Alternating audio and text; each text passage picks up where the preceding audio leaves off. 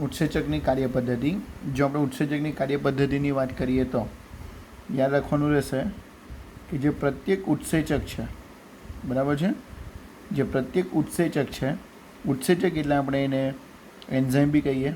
તો જે પ્રત્યેક ઉત્સેચક છે કે જેને આપણે ઈ લખીએ એટલે સમજવાનું કે એન્ઝાઇમ માટે લખ્યું છે. તો પ્રત્યેક ઉત્સેચકનો જે અણુ છે, બરાબર છે, તો પ્રત્યેક ઉત્સેચકના અણુમાં આપણને ખબર છે કે એક સક્રિય સ્થાન આવેલું છે, બરાબર, કે જ્યાં ગૃહા, બરાબર, અથવા ખાંચ જેવી રચના, બરાબર, જ્યાં ગૃહા અથવા તો ખાંચ જેવી રચના કે જેને આપણે ઉત્સેચકનું શું બોલીએ છીએ, સક્રિય સ્થાન, બરાબર છે. તો પ્રત્યેક ઉત્સેચકના અણુમાં શું આવેલું છે, એક સક્રિય સ્થાન જે ગૃહા સ્વરૂપે હોય. આ સક્રિય સ્થાન સાથે યાદ રાખવાનું કે પ્રક્રિયક જોડાણ પામશે, બરાબર, અથવા તો તમે એવું કહી શકાય કે સક્રિય સ્થાનમાં પ્રક્રિયક જોડાણ સ્થાન અથવા તો જ્યાં પ્રક્રિયક શું થાય, જોડાય, બરાબર, જેની સાથે પ્રક્રિયક જોડાઈ શકે. એટલે કે આ સક્રિય સ્થાન સાથે પ્રક્રિયક એટલે કે સબસ્ટ્રેટ એસ જોડાણ પામી શકે, બરાબર છે, જોડાણ પામી શકે અથવા તો તમે કહી શકાય જોડાય. જો જોડાય તો આપણે આની આગળના લેક્ચરમાં જોયેલું હતું, ઉત્સેચક જો પ્રક્રિયાથી સાથે જોડાય તો ઉત્સેચક પ્રક્રિયાથી સંકુલ બનાવશે. શું બનાવશે, ઉત્સેચક પ્રક્રિયાથી સંકુલ, એટલે કે જેને તમે ES કોમ્પ્લેક્સ કહી શકાય, બરાબર છે, ES કોમ્પ્લેક્સ કહી શકાય. એટલે E for enzyme, S for substrate, એટલે કે પ્રક્રિયક, આ બંને જોડાશે તો પ્રક્રિયાથી ઉત્સેચક સંકુલ એટલે કે ES સંકુલ બનાવશે. પણ યાદ રાખજો કે આ ES કોમ્પ્લેક્સ અથવા તો પ્રક્રિયક ઉત્સેચક પ્રક્રિયાથી જે સંકુલ છે, આ સંકુલ યાદ રાખજો કે ક્ષણિક જ હોય છે. ક્ષણિક એટલે કે આ જોડાવું ખૂબ જ ઓછા સમય માટે હોય છે, બરાબર છે. ઉત્સેચક અને જે પ્રક્રિયાથી છે એ જોડાવું ખૂબ જ ઓછા સમય માટે હોય છે, બરાબર છે. આ બંને જ્યારે જોડાશે એટલે કે ઓછા સમય માટે આ જોડાણ રહેશે અને ત્યાર પછી જે પ્રક્રિયક છે, બરાબર, કે જે નિપજ અથવા તો તમે એને કહી શકાય પ્રોડક્ટમાં શું થઈ જશે, કન્વર્ટ થઈ જશે, બરાબર છે, બરાબર છે. જે પ્રક્રિયક છે, બરાબર, સબસ્ટ્રેટ છે, તેમાંથી શું બની જશે, પ્રોડક્ટ બની જશે. પણ જે ઉત્સેચક જે છે, બરાબર, એ સેમ એઝ જે ઓરિજિનલ જે હતો એ જ રહી જશે, એટલે કે અપરિવર્તન એ રહી જશે. અથવા તો આપણે એવું કહી શકાય તો ચાલે કે ઉત્સેચકની અંદર ઉત્સેચકનું વિયોજન થતું નથી, એટલે કે ઉત્સેચક જેવો છે તેવો જ રહેશે, બરાબર છે. તો આટલું ક્લિયર થઈ ગયું કે જે ઉત્સેચકની જો આપણે કાર્યપદ્ધતિની વાત કરીએ તો જે પ્રત્યેક જે ઉત્સેચક છે, બરાબર છે, એ પ્રત્યેક ઉત્સેચક અણુની અંદર એક સક્રિય સ્થાન આવેલું હોય. એ સક્રિય સ્થાન એટલે આપણે કીધું કે ખાંચ કે ગૃહ સ્વરૂપે આવેલું હોય કે જેની સાથે પ્રક્રિયક જોડાણ પામી શકે, એટલે કે પ્રક્રિયક એની સાથે જોડાય. જો પ્રક્રિયક એટલે સબસ્ટ્રેટ જો જોડાય તો ઉત્સેચક પ્રક્રિયાથી સંકુલ બનાવે, એટલે આપણે એવું કહી શકાય કે ES કોમ્પ્લેક્સ સ્ટ્રક્ચર બનાવશે, બરાબર છે. પરંતુ જ્યારે પ્રક્રિયાથી સંકુલ જોડાય એ ખૂબ જ ક્ષણિક હોય છે, ખૂબ જ ઓછા સમય માટે હોય છે. અને આ જે પ્રક્રિયાથી છે એ ઉત્સેચક સાથે જોડાય અને ઉત્સેચક એને ઉત્પ્રેરિત કરશે કે જેના પરિણામે જૂના બંધ તૂટશે અને નવા બંધનું નિર્માણ થઈને જે ઉત્સેચક છે તે સેમ એઝ અપરિવર્તનીય રહેશે, પરંતુ જે પ્રક્રિયક છે એમાંથી શું થશે, પ્રોડક્ટનું નિર્માણ થશે, બરાબર છે. હવે યાદ રાખજો કે હવે આપણી પાસે પહેલાં ઉત્સેચક અને પ્રક્રિયાથી સંકુલ હતું, બરાબર, એમાંથી શું થઈ ગયું, ઉત્સેચક અને નિપજ બની ગઈ, બરાબર. ઉત્સેચક અને શું બનશે, નિપજ બનશે. પરંતુ યાદ રાખજો કે અહીંયાથી ઉત્સેચક છૂટો પડે તે પહેલાં, બરાબર, ઉત્સેચકમાં વિયોજન થાય તે પહેલાં, બરાબર, ઉત્સેચક નિપજ સંકુલનું નિર્માણ થશે. એટલે કે છૂટો પડે તે પહેલાં અહીંયા પ્રોડક્ટનું શું થઈ જશે, નવા બંધ પામીને પ્રક્રિયામાંથી પ્રોડક્ટનું શું થાય, નિર્માણ થાય, બરાબર છે. અને નિર્માણ થાય ત્યાર પછી એ પ્રોડક્ટ અહીંયાથી શું થશે, નિપજ અહીંયાથી દૂર થશે, બરાબર. એટલે કે ઉત્સેચક પ્રક્રિયાથીનું નિર્માણ થવું, નિર્માણ થયા પછી ત્યાં પ્રક્રિયા થશે એટલે કે ઉત્પ્રેરણ થવું. ઉત્પ્રેરણ એટલે કે તમને ખબર છે કે ઉદ્દીપન, બરાબર, જે રાસાયણિક ક્રિયાને ઝડપી બનાવે. તો ઉદ્દીપન થવું એ અત્યંત શું છે? આવશ્યક છે. જો અત્યંત આવશ્યક છે એટલા માટે કેમ કે તો જ એ સબસ્ટ્રેટમાંથી શું બનાવશે? પ્રોડક્ટ બનાવશે. અને એન્ઝાઇમ છૂટો પડે તે પહેલાં ત્યાંથી પ્રોડક્ટ શું થઈ જશે? દૂર થશે. બરાબર, તેની પ્રોડક્ટ શું થશે? દૂર થશે. તો આ જે ક્લિયર થઈ ગયું. હવે જો આપણે એને સ્ટેપ બાય સ્ટેપ જોઈએ કે ઉત્સેચક ક્રિયાના ઉત્પ્રેરક ચક્રના સ્ટેપ જોઈશું. તો આ પ્રોસેસ કયા કયા સ્ટેપમાં થશે? તો આપણને હવે ખબર પડી ગશે કે પહેલો સ્ટેપ કયો? ઉત્સેચક એટલે એન્ઝાઇમ. એન્ઝાઇમનું જે આપણને ખબર છે કે કઈ સાઇટ છે? જે એક્ટિવ સાઇટ છે, જે ગૃહ સ્વરૂપે કે ખાંડ સ્વરૂપે આવેલી છે, જે એક્ટિવ સાઇટ છે એ એક્ટિવ સાઇટ સાથે બરાબર છે પ્રક્રિયક એટલે કોણ? સબસ્ટ્રેટ એટલે આપણે એને એસ કહીશું. તો એસનું શું થશે? જોડાણ થવું. બરાબર, તો પહેલો સ્ટેપ કયો? કે જે એન્ઝાઇમનું જે એક્ટિવ સાઇટ છે એની સાથે પ્રક્રિયકનું શું થવું? જોડાણ થવું એ પહેલો સ્ટેપ છે. જો આપણે બીજા સ્ટેપની વાત કરીએ તો પ્રક્રિયક એટલે જે સબસ્ટ્રેટ છે બરાબર તે બરાબર એન્ઝાઇમ એટલે કે ઉત્સેચક સાથે જોડાય અને એના ઉત્સેચકના આકારમાં શું લાવશે? બદલાવ લાવશે. બરાબર છે, પ્રક્રિયક એ ઉત્સેચક સાથે જોડાય અને ઉત્સેચકના આકારમાં શું લાવશે? બદલાવ લાવશે. બદલાવને પરિણામે શું થશે? કે હવે જે પ્રક્રિયક છે એ ઉત્સેચક સાથે આપણે એવું કહીએ ચાલે કે મજબૂતાઈથી જોડાશે. શાનાથી જોડાશે? મજબૂતાઈથી જોડાય. તો આટલું ક્લિયર થઈ ગયું. તો પહેલો સ્ટેપ કયું હતું? કે ઉત્સેચકના એક્ટિવ સાઇટ સાથે સબસ્ટ્રેટ એટલે કે પ્રક્રિયક જોડાઈ જશે. બીજું સ્ટેપ કયું હતું? કે જે પ્રક્રિયક છે એ એન્ઝાઇમના આકારમાં બદલાવ લાવશે કે તેના પરિણામે પ્રક્રિયક અને ઉત્સેચક મજબૂતાઈથી જોડાશે. બરાબર છે. ત્રીજું, જે ઉત્સેચક છે એ ઉત્સેચકનું જે સક્રિય સ્થાન છે એટલે કે જે એક્ટિવ સાઇટ છે બરાબર, તો તે મજબૂતાઈથી જો જોડાય પ્રક્રિયક તો શું થશે? પ્રક્રિયક એના ગાઢ સંપર્કમાં આપણે એવું કહી શકાય ને, પ્રક્રિયક એના ગાઢ સંપર્કમાં આવશે. ગાઢ સંપર્કમાં આવવાના પરિણામે જે પ્રક્રિયક છે બરાબર તેના રાસાયણિક બંધ શું થાય? તૂટશે અને નવા બંધનું નિર્માણ થશે. અને નવા બંધનું શું થાય? નિર્માણ થાય. નવા બંધનું નિર્માણ થાય પરિણામે ઉત્સેચક સાથે હવે કોણ બની જશે? નવા બંધનું નિર્માણ થઈને શું ઉત્પન્ન થશે? નિપજ બનશે. એટલે તમે કહી શકાય ઉત્સેચક નિપજ સંકુલ બની જશે. પહેલાં કયું સંકુલ હતું? ઉત્સેચક અને પ્રક્રિયાથી સંકુલ હતું. પરંતુ ગાઢ રીતે ગોઠવાયા પછી પ્રક્રિયાના રાસાયણિક બંધ એટલે કે જૂના બંધો તૂટશે અને નવા બંધનું નિર્માણ થઈને શામાં રૂપાંતર પામશે? નિપજમાં રૂપાંતર પામશે. એટલે કે ઉત્સેચક નિપજ સંકુલ બનશે. હવે નિપજ બન્યા પછી જે નવનિર્મિત, ચોથો પોઈન્ટ, જે નવનિર્મિત નિપજ બની છે તે હવે અહીંયાથી શું થઈ જશે? મુક્ત થઈ જશે. અને મુક્ત થયા પછી બરાબર, મુક્ત થયા પછી જે ઉત્સેચક છે એ કોઈ બીજા પ્રક્રિયા સાથે જોડાવા માટે શું થઈ જશે? તૈયાર થઈ જશે. આમ ચક્ર ચાલ્યા જ કરશે. બરાબર છે. તો જો આપણે ઉત્સેચકની કાર્યપદ્ધતિની વાત કરીએ તો જે ઉત્સેચકની જે કાર્યપદ્ધતિ જે છે બરાબર એને આપણે 4 સ્ટેપમાં એક્સપ્લેન કરી શકીએ. પહેલું તો ઉત્સેચકનું જે એક્ટિવ સાઇટ્સ છે એની સાથે સબસ્ટ્રેટ એટલે કે પ્રક્રિયક, સબસ્ટ્રેટ એટલે કે પ્રક્રિયકનું શું થશે? જોડાણ થશે. બીજા પોઈન્ટની વાત કરીએ તો પ્રક્રિયક જે છે સબસ્ટ્રેટ એ એન્ઝાઇમના આકાર બદલાશે અને તેના પરિણામે ઉત્સેચક અને પ્રક્રિયક એકબીજા સાથે મજબૂત રીતે જોડાય. જો મજબૂત રીતે જોડાય તો તમે એવું કહી શકાય કે સક્રિય સ્થાન સાથે હવે પ્રક્રિયક ગાઢ રીતે સંપર્કમાં છે. એના પરિણામે જે પ્રક્રિયક છે એના રાસાયણિક બંધ તૂટી જશે અને નવા બંધનું નિર્માણ થશે. બરાબર છે. હવે જો નવા બંધનું નિર્માણ થાય તો આપણે એને શું કીધું છે? નિપજ. હવે નિપજ જો ઉત્સેચક સાથે ઉત્સેચક અને નિપજ એટલે કે પ્રક્રિયા નિપજમાં કન્વર્ટ થાય તો ઉત્સેચક નિપજ સંકુલ બનશે. હવે નિપજ અહીંયાથી મુક્ત થઈ જશે. બરાબર છે. પરંતુ ઉત્સેચક બરાબર એ નિપજના મુક્ત થયા પછી બીજા પ્રક્રિયકના જોડાણ માટે શું થઈ જશે? તૈયાર થઈ જશે. આમ આ પુનઃ ઉત્સેચક ચક્રની શું થશે? શરૂઆત થશે. બરાબર છે.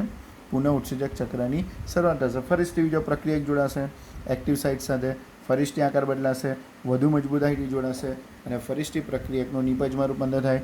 નિપજ ફરીથી દૂર થશે એટલે પાછો ઉત્સેચક બીજા પ્રક્રિયકને સ્વીકારવા માટે તૈયાર થઈ જશે.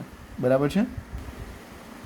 હવે આપણે જોઈશું નવો topic, factors affecting enzyme activity. એટલે તમે કહી શકાય કે જે ઉત્સેચકની જે ક્રિયાવિધિ છે એના પર અસર કરતા પરિબળો. બરાબર છે. હવે આપણે જાણવાનું એ રહ્યું કે આપણને ખબર છે કે ઉત્સેચકો પ્રોટીનમાંથી બનેલા છે. ઉત્સેચકો શામાંથી બનેલા છે? પ્રોટીનમાંથી. એનો મતલબ એ થયો કે જે પરિબળો, બરાબર, જે ફેક્ટર્સ, બરાબર, પરિબળ એટલે તમે શું કહી શકાય? ફેક્ટર્સ, કારક. તો જે પરિબળો જે પ્રોટીનની જે તૃતીય સંરચના, પ્રોટીનની તૃતીય સંરચનાને અસર કરશે, બરાબર છે, તે પરિબળો, જે પરિબળો પ્રોટીનની તૃતીયક સંરચનાને અસર કરશે તે પરિબળો ઉત્સેચકની સક્રિયતાને પણ અસર કરે. બરાબર, આનો ક્વેશ્ચન આન્સર આપણને મળી ગયો હશે. બરાબર, કે જે પરિબળો પ્રોટીનની તૃતીય સંરચનાને અસર કરે તે જ પરિબળો ઉત્સેચકની સક્રિયતાને પણ અસર કરે. એનું રીઝન એ છે બિકોઝ ઓફ કે ઉત્સેચકો શામાંથી બનેલા છે? પ્રોટીનમાંથી બનેલા છે. બરાબર છે, ઉત્સેચકો શામાંથી બનેલા? પ્રોટીનમાંથી બનેલા. એટલે કે જે પરિબળો પ્રોટીનને અસર કરશે તે જ પરિબળો ઉત્સેચકને પણ અસર કરશે. જસ્ટ એક્ઝામ્પલ તરીકે એવા કયા પરિબળો કે જે પ્રોટીનને અસર કરશે તો તે જ પરિબળો ઉત્સેચકને પણ અસર કરે? તો તે છે, એક છે પહેલું તાપમાન, બીજું છે pH, ત્રીજું કોઈ ચોક્કસ પ્રકારના પ્રક્રિયકની સાંદ્રતામાં ફેરફાર. સાંદ્રતા એટલે પ્રમાણ, બરાબર, કોઈક પ્રક્રિયકનું પ્રમાણ વધારે હોય, કોઈ પ્રક્રિયકનું પ્રમાણ કેવું હોય? ઓછું હોય. બરાબર છે.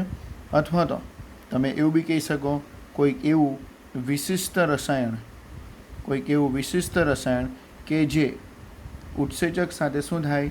જોડાય, અને ઉત્સેચક સાથે જોડાઈને, બરાબર, તે ઉત્સેચકની ક્રિયાશીલતાનું શું કરશે? નિયમન કરશે. તો આ એવા ફેક્ટર છે કે જે ઉત્સેચકની જે કાર્યપદ્ધતિ છે, બરાબર, વર્ક એફિશિયન્સી છે, તેના પર શું કરશે? ઇફેક્ટ આપશે. તો ટૉપિકનું જો આપણે થોડું જે રિવાઇઝ કરીએ તો, બરાબર, આપણને ખબર છે કે ઉત્સેચકો શામાંથી બનેલા છે? પ્રોટીનમાંથી બનેલા છે. એનો મતલબ એ થયો કે જે પરિબળો પ્રોટીનની તૃતીય સંરચનાને અસર કરશે, જે પરિબળો પ્રોટીનની તૃતીય સંરચનાને અસર કરશે તે જ પરિબળો ઉત્સેચકોની ક્રિયાશીલતાને પણ શું કરશે? સક્રિયતાને અસર કરશે. એક્ઝામ્પલ તરીકે તાપમાન, બરાબર, એ પણ પ્રોટીનને અસર કરે. pH એ પણ પ્રોટીનને અસર કરશે. ઇવન કેટલાક પ્રક્રિયકની સાંદ્રતામાં થતો ફેરફાર, બરાબર છે. તો આપણને ખબર છે કે ઉત્સેચક એક ચોક્કસ, એની પણ એક લિમિટ છે, તો એક ચોક્કસ લિમિટમાં જ કાર્ય કરશે. તો સાંદ્રતામાં જો કોઈ પ્રક્રિયકની સાંદ્રતામાં વધારો ઘટાડો થાય તો પણ કંઈ ચેન્જીસ આવશે. ઇવન એવા કેટલાક વિશિષ્ટ રસાયણો છે કે જે ઉત્સેચક સાથે જોડાય અને ઉત્સેચકની ક્રિયાશીલતાને શું કરશે? નિયમન કરશે. તો આ ઘણા બધા એવા ફેક્ટર છે કે જે એન્ઝાઇમની જે કાર્યપદ્ધતિ છે એના પર શું કરશે? ઇફેક્ટ કરશે.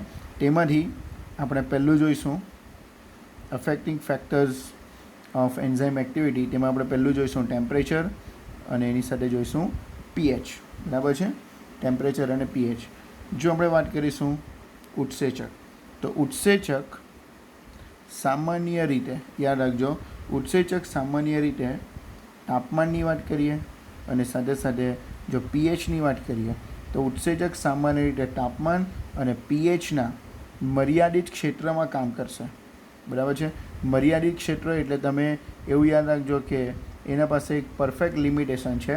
એ લિમિટેશનની બહાર જશે ટેમ્પરેચર અથવા તો ચોક્કસ pHની બહારનું સોલ્યુશન હશે તો ઉત્સેચક કાર્ય કરી શકશે નહીં. એટલે જ કીધું કે જે ઉત્સેચક છે એ ચોક્કસ તાપમાન અને pH પર જ કાર્ય કરતા હોય. એનો મતલબ એ થયો કે એની પાસે એક મર્યાદિત અથવા તો એક લિમિટિંગ, આપણે તો મર્યાદિત ક્ષેત્ર છે કે અથવા તો આપણે એવું કહીએ તો ચાલે કે એક પરફેક્ટ એની લિમિટ છે કે લિમિટની બહાર એ કાર્ય કરી શકશે નહીં. આપણે જે હજારો ઉત્સેચક છે તો યાદ રાખજો કે દરેક ઉત્સેચક, બરાબર છે, દરેક ઉત્સેચક, બરાબર, એ પોતાના મહત્તમ ક્રિયાશીલતા એટલે કે મહત્તમ વર્ક એફિશિયન્સી, બરાબર છે, તો દરેક ઉત્સેચક પોતાની મહત્તમ ક્રિયાશીલતા પર ક્યારે કામ કરી શકે? કે જ્યારે એનું સ્પેસિફિક એને શું મળશે? ટેમ્પરેચર મળશે. જ્યારે એને પોતાનું સ્પેસિફિક શું મળશે? pH મળશે. તો એને સ્પેસિફિક ટેમ્પરેચર અને સ્પેસિફિક pH મળશે તો જ એ પોતાની મહત્તમ એટલે આપણે કહી શકાય કે મેક્સિમમ એફિશિયન્સીથી કાર્ય કરી શકે. બરાબર. તો દરેક ઉત્સેચકનું મેક્સિમમ એફિશિયન્સીથી કાર્ય કરે તેનો આધાર શાના પર રહેલો છે? સ્પેસિફિક ટેમ્પરેચર અને સ્પેસિફિક પીએચ પર.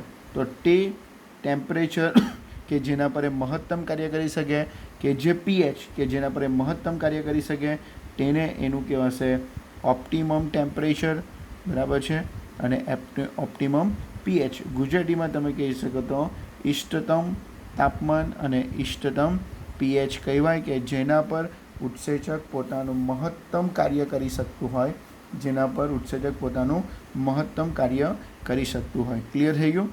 આગળ જઈએ તો આ ઇષ્ટતમ પરિસ્થિતિની અંદર, જો આ ઇષ્ટતમ પરિસ્થિતિ એટલે કે ઇષ્ટતમ જે માપ છે કે આટલા જ ટેમ્પરેચરે કાર્ય કરે, કે જે આટલા જ પીએચે કાર્ય કરે, બરાબર છે.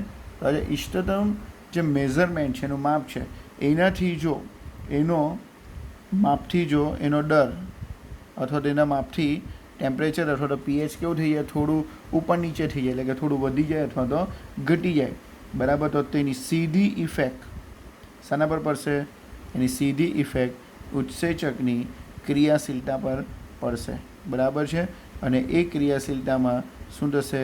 ઘટાડો થશે, બરાબર. સીધી ઇફેક્ટ ઉત્સેચકની ક્રિયાશીલતામાં પડશે અને ઉત્સેચકની ક્રિયાશીલતામાં શું થશે? ઘટાડો થશે. તો ક્લિયર થઈ ગયું, બરાબર છે, કે આ ઇષ્ટતમ તાપમાનથી જો ઉપર નીચે, બરાબર, તાપમાન વધી જાય અથવા તો ઘટી જાય, પીએચ વધી જાય અથવા તો ઘટી જાય, તો તેની ઇફેક્ટ ઉત્સેચક પર, ઉત્સેચકની ક્રિયાશીલતા પર પડશે, કે જેના લીધે ટેમ્પરેચર, જેના લીધે એની ક્રિયાશીલતામાં શું થશે? ઘટાડો થશે. આ મોસ્ટ ટાઈમ બી યાદ રાખવાનું છે આપણે.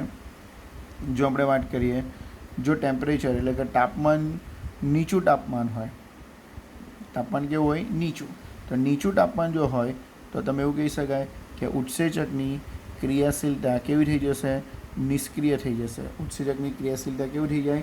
નીચી થઈ, નિષ્ક્રિય થઈ જાય, એટલે કે ઉત્સેચક કાર્ય કરી શકતું નથી. પરંતુ જો ઊંચું તાપમાન હોય, તાપમાન કેવું હોય? ખૂબ જ વધારે હોય, તો ઉત્સેચકની, બરાબર છે, ઉત્સેચકનું શું થઈ જશે? વિનૈસર્ગીકરણ. ઉત્સેચક શું થઈ જશે? વિનૈસર્ગીકરણ થઈ જશે.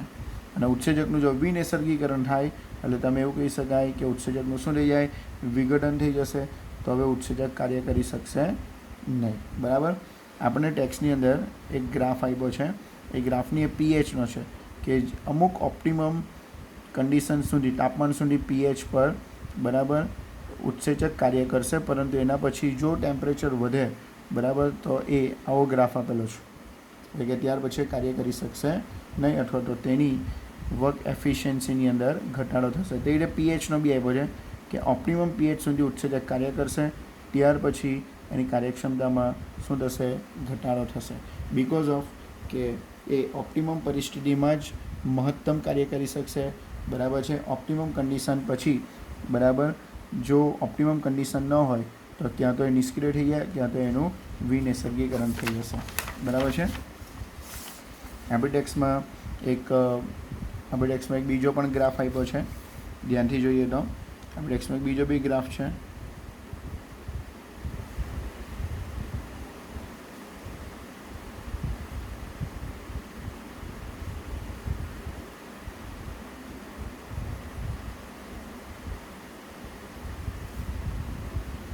બરાબર.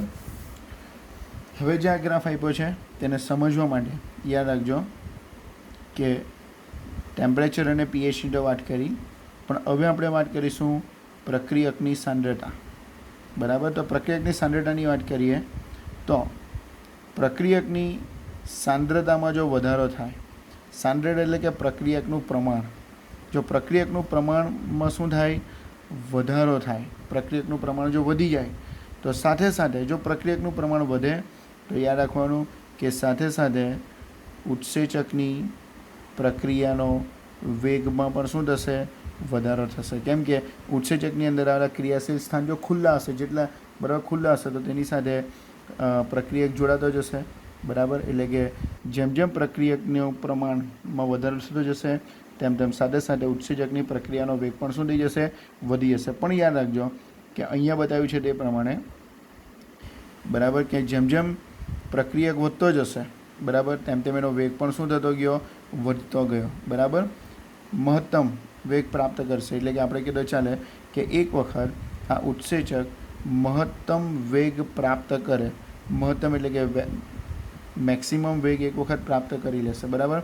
હવે યાદ રાખવાનું કે એક વખત ઉત્સેચક જો પોતાનો મહત્તમ વેગ પ્રાપ્ત કરી લેશે ત્યાર પછી, બરાબર, કે એક વખત ઉત્સેચક મેક્સિમમ એના વેગ પર આવી જશે પછી, બરાબર, પ્રાપ્ત કર્યા પછી, બરાબર, જો પ્રક્રિયકની સાંદ્રતા વધ્યા જ કરશે, બરાબર, તો પણ વધ્યા જ કરશે તો પણ યાદ રાખજો કે ઉત્સેચકના જે કાર્ય છે, ઉત્સેચકનું જે કાર્ય છે, બરાબર, ઉત્સેચકની જે આપણે છે ને વર્ક એફિશિયન્સી છે, બરાબર, તેના વેગમાં આપણે એવું કહીએ ચાલે કે વધારો થતો નથી, તેના વેગમાં વધારો થશે નહીં. તો આ ક્લિયર થઈ ગયું કે પ્રક્રિયકની સાંદ્રતામાં આપણે શું જોયું કે જેમ જેમ પ્રક્રિયકની સાંદ્રતા વધતી જશે, બરાબર, પ્રક્રિયકની સાંદ્રતામાં શું થતો જશે, વધારો થતો જશે, તેમ એનો વેગ પણ, પ્રક્રિયાનો વેગ પણ વધતો જશે.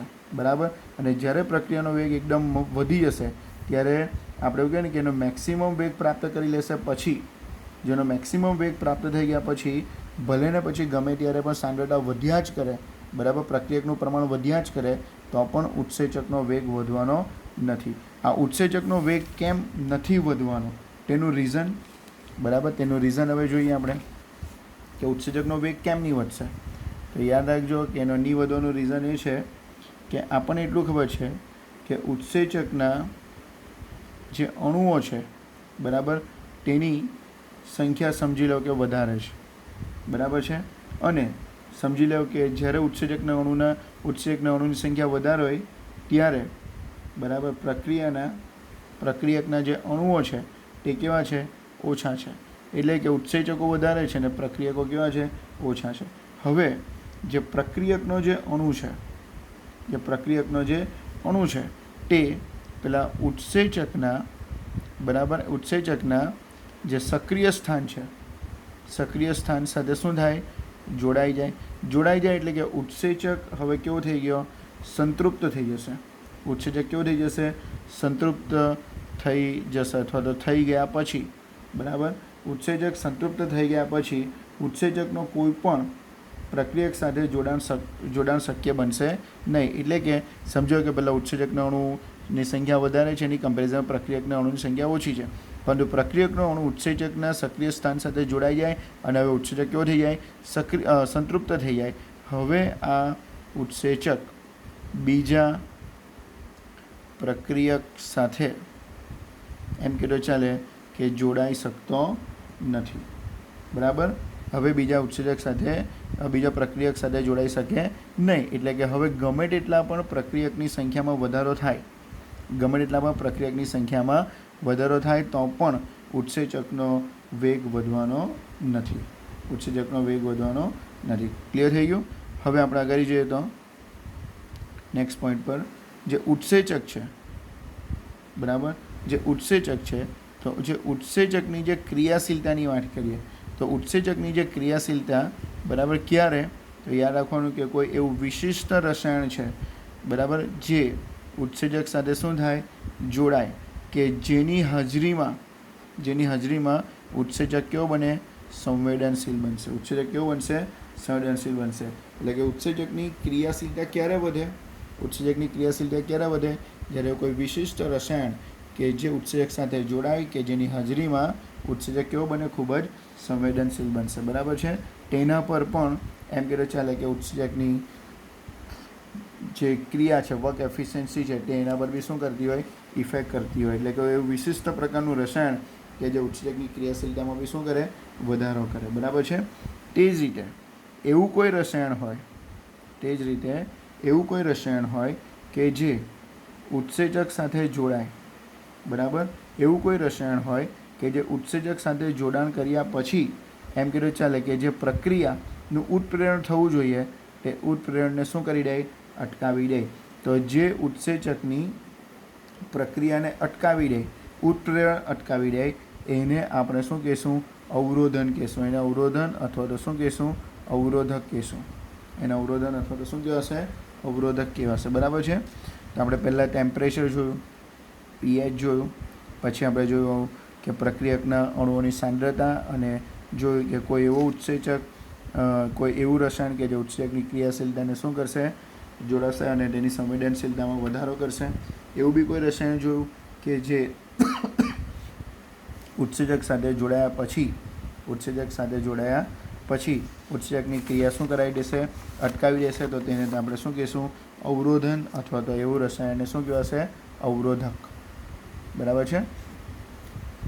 જરાક મોસ્ટ ટાઈમ બી યાદ રાખજો કે જ્યારે આવું જે અવરોધક છે, જ્યારે જે અવરોધક કે જેની હાજરીમાં ઉત્સેચકની ક્રિયા શું થઈ જશે, અટકી જવાની છે.